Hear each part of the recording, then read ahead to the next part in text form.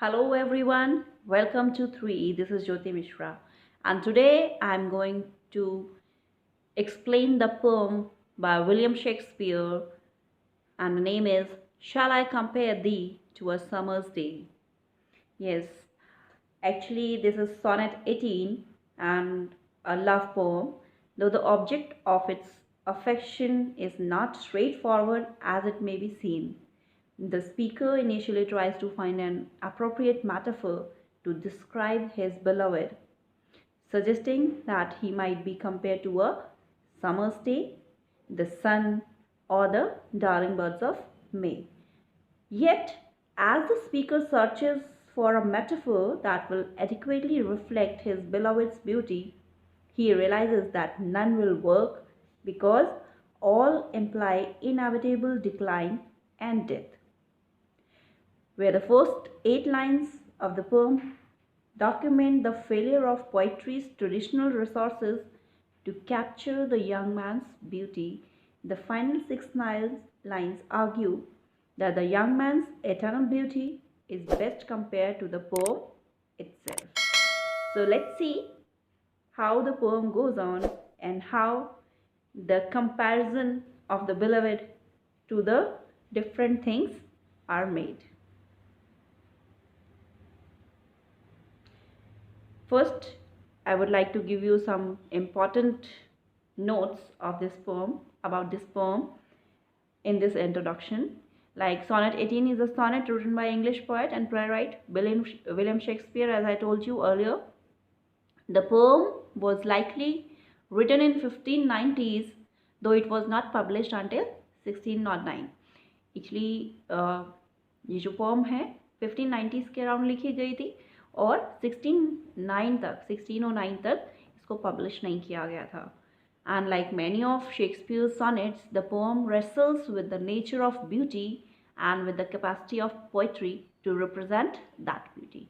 Most of the poems में हमने देखा है कि एक जद्दोजहद, एक खींचातानी सी होती है ब्यूटी को कैप्चर करने की और उस ब्यूटी को पोइट्री के थ्रू रिप्रेजेंट करने की. तो same will be continued in this poem also. Praising an anonymous person. Who is this anonymous person? It is usually believed to be a young man. Normally हम पढ़ते हैं beloved is a female. If the speaker or the writer is a male, we just prefer that the beloved will be a female or vice versa. But here it is believed to be a young man itself. यानी कि जो speaker है वो male है and जो उसका beloved है वो भी young man ही है. The poem tries out a number of cliched metaphors and similes and finds them each of them wanting. Wanting here means that they are lacking. बहुत सारी metaphors और similes use करता है poet अपनी जो अपना beloved है उसकी beauty को capture करने के लिए. But at the end उसको ऐसा ही feel होता है कि नहीं, ये सब कहीं ना कहीं कम पड़ जाते हैं. क्यों पड़ जाते हैं वो हम poem में देखेंगे. It then develops a highly original and unusual simile.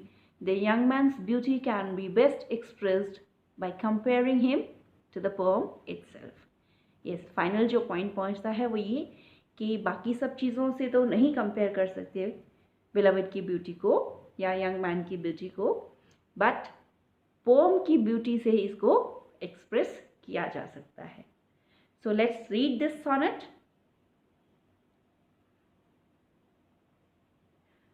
Shall I compare thee to a summer's day? Thou art more lovely and more temperate.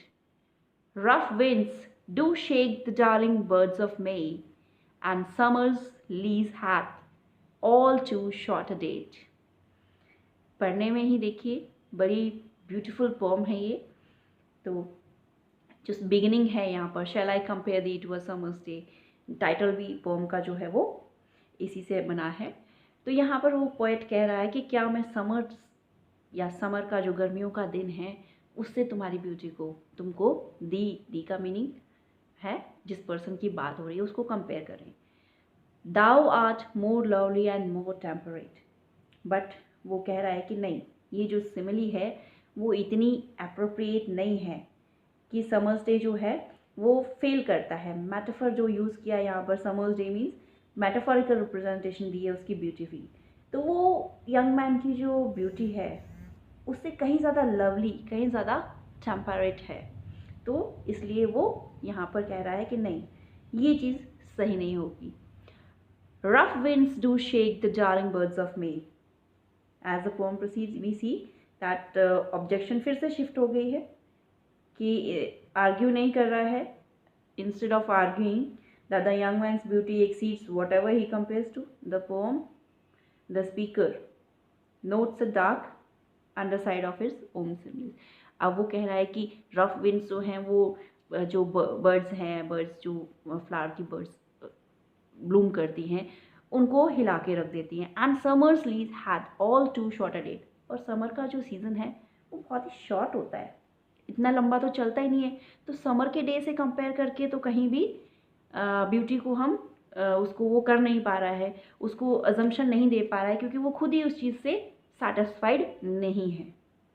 तो समर का जो डेज है उनका एक एंड है। समर का जो सीज़न है it has a particular time to end with. तो यहाँ पर जो पोएट है वो उससे एग्री नहीं कर पाता है। पहले वो खुद ही उसको कंपेयर करने की बात कर रहा है, लेकिन खुद ही उसकी अंडर साइड को जो डार्क साइड है उसको देखते हुए वो उसे मना कर देता है। आगे देखिए क्या कहता है poet. Sometimes too hot the eye of heaven shines, and often is his gold complexion dim, and every fair from fair sometimes decline, by chance or nature's changing course untrimmed. अब यहाँ पर देखिए वो कह रहा है कि समर्स में कभी कभी तो बहुत ज़्यादा गर्मी जो हो जाती है, सनशाइन जो है बहुत हीट प्रोड्यूस करती है, तो वो भी एक्सीड कर जाती है, और कम कभी कभी क्या है बहुत ज़्यादा डिम फॉर्म में आ जाती है। तो ये अप अप लेवल और डाउनफॉल, ये दोनों चीज़ें जो है यहाँ पर पोएट समझाने की कोशिश कर रहा है। तो वो कह रहा है कि हर एक फेयर जो चीज़ है, जो सुंदर चीज़ है, वो डिक्लाइन कर रही है। जिससे वो कंपेयर करने की कोशिश कर रहा है जिन चीज़ों से, वो सब चीज़ें क्या है एक तरह से डिग्रेड होती हैं, डिक्लाइन करती हैं। और चाहे वो बाय चांस है, चाहे नेचर का चेंज है, नेचर का चेंजिंग कोर्स है, इन सब चीज़ों को वो चेंज नहीं कर सकता। तो इन कह सकते हो कि इनएविटेबल जो चीज़ें हैं, जिन चीज़ों को चेंज होना ही होना है, उनके साथ ब्यूटी को कंपेयर करके वो देखना नहीं चाहता, क्योंकि वो उसको एक तरह से कह रहा है कि अगर यंग मैन की ब्यूटी को समर से इम्प्लाई करता है तो उसका मतलब है उसकी फॉल भी आएगी। जैसे समर का एंड होगा वैसे उसकी ब्यूटी का भी एंड होगा। अगर वो सन के साथ इम्प्लाई करता है तो ऑब्वियसली है कि night will soon arrive. So he doesn't want to compare with any other thing that will change or degrade. But thy eternal summer shall not fade. In this line, the speaker notes that the young man's beauty is not subject to decay or change. वो नहीं चाहता ऐसी चीज़ से compare करना जिससे कि young man की जो ब्यूटी है वो कभी ख़त्म हो या वो जो है फेड हो जाए। दाई इटर्नल समर, उसकी इटर्नल समर क्या है, उसकी ब्यूटी है। Nor lose position of that fair thou owest, और ना ही जो पोजिशन है तुम्हारी ब्यूटी की, जो फेयर पोजिशन है वो तुम्हारी क्या है, कभी चेंज नहीं होनी चाहिए, लूज नहीं होनी चाहिए। Nor shall death brag thou wanderest in his shade, when in eternal lines to time thou growest। और वो क्या कह रहा है, दैट तुम्हारी जो ब्यूटी है वो किसी भी तरीके से परमानेंट होनी चाहिए या इनअल्टरेबल होनी चाहिए।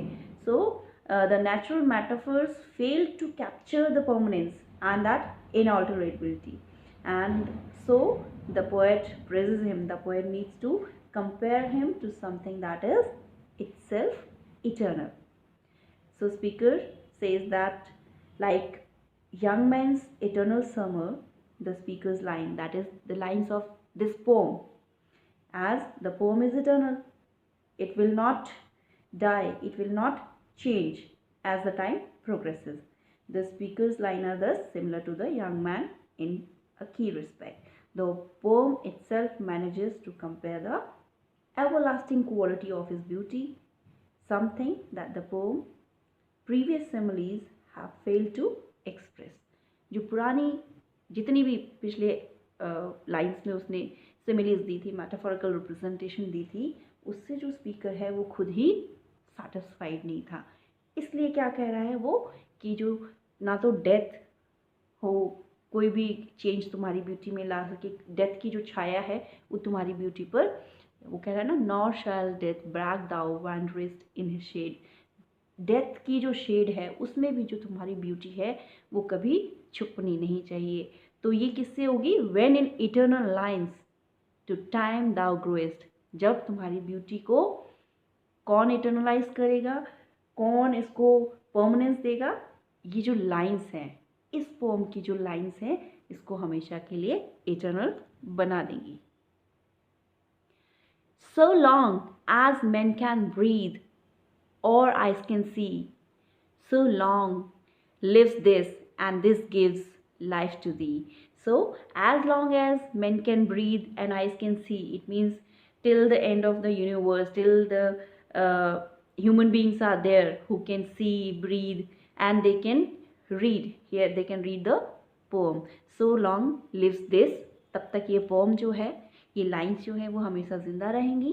And this gives life to thee, और ये जो है ये तुम्हें इन टर्न लाइफ देंगी। Man means that as the man read the poem you will get alive every time.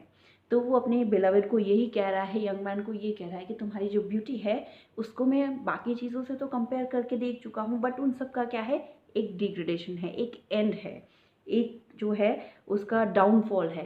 पर उन चीज़ों से मैं तुम्हें ब्यूटीफाई या तुम्हारी ब्यूटी को कंपेयर नहीं कर सकता, because I want it to be eternal. तो उसे किसे कंपेयर किया है? पोएट की ब्यूटी से, पोम की ब्यूटी से ही इसको कंपेयर कर दिया है। So the poem will give eternity to the beauty of the young man और the beloved of the speaker. किस तरह से उन्होंने इतनी सुंदर तरीके से इस पोम में इसको समझाया है कि कैसे वो अपने बिलवेड की ब्यूटी को इटर्नलाइज कर रहे हैं या एवरलास्टिंग बना रहे हैं।